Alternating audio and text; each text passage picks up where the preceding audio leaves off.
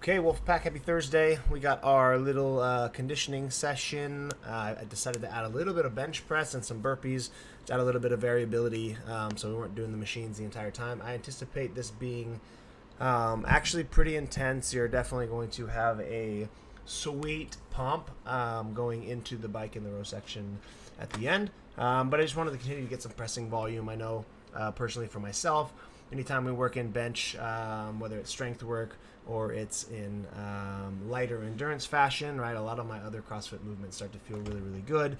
Burpees especially, right? Nothing worse than being tired in a workout, pressing off the ground's really hard.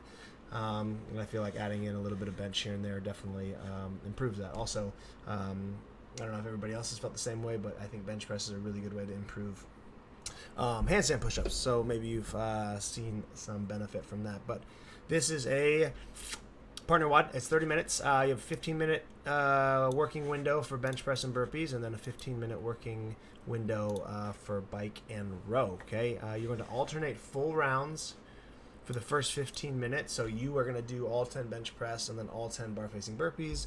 Then your partner's going to go all 10 bench press, all 10 bar facing burpees. You're going to alternate that for 15 minutes. So your goal is to get as many rounds as possible. And to make sure that we can achieve the intensity and the stimulus to do this, you need to make sure you have a bench press weight that's very light, that you can definitely do 10 bench press unbroken, hopefully the entire time. I assume with the bar facing burpee press off the ground, it's going to add a lot of that pressing fatigue, and this is going to break up eventually, but this needs to definitely be not a weight that you're breaking because you're like, damn, it's heavy, I got to rack this. It should be only because your chest and your triceps are pumped up and that the fatigue is causing you to break. But other than that, your goal is to try to go 10 unbroken. You want to sprint your 10 burpees. Hopefully, ideally, we're starting off with, rounds every minute 15, something like that. So you guys can definitely get through at least 5 rounds each, if not maybe 6 rounds. Get some decent bench press volume and some decent bar facing burpees. So do that for 15 minutes. And then I don't have it written down here, but this is both machines working at once.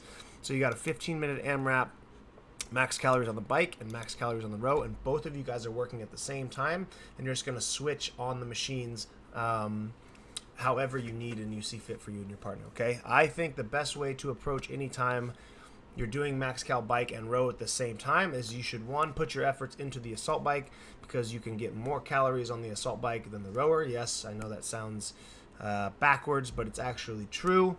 So you should be working, your working sets should be on the bike, and you should be taking the row at a pace that you can still get good calories in, but definitely recover enough to give the bike a good solid effort, okay? Now, you run the risk of going too fast on the bike and having too many transitions between the bike and the rower. You're going to lose a whole lot of time in these 15 minutes, right? If you transition, 10 to 15 extra times, you're using an extra 5, maybe 8 seconds to switch because, you're tired and getting on and off the rower is hard. You're losing a lot of time, couple minutes of actually working time. So I think your best bet is to make sure that you're biking at a pace that's hard, but you're going to go for about 45 seconds to a minute, maybe 50 seconds, and then you transition for 10 seconds to the rower, and then the rower goes to the bike. Okay, so you're going to definitely want to spend a little bit more time on the machines than normally. Normally we do like 30-second sprints.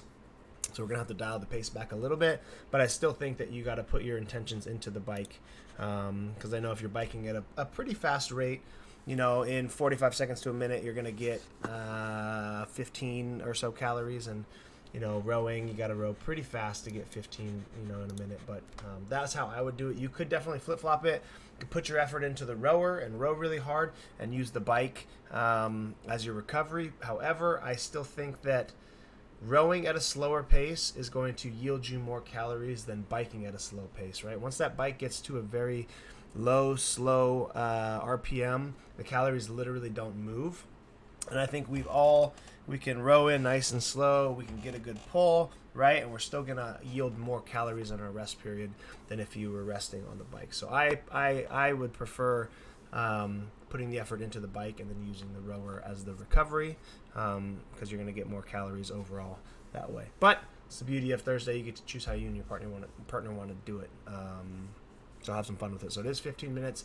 So you definitely got to take that into account. So your score is going to be 2 scores. It's going to be rounds and reps. And then it's going to be total calories overall in the 15 minutes. Cool.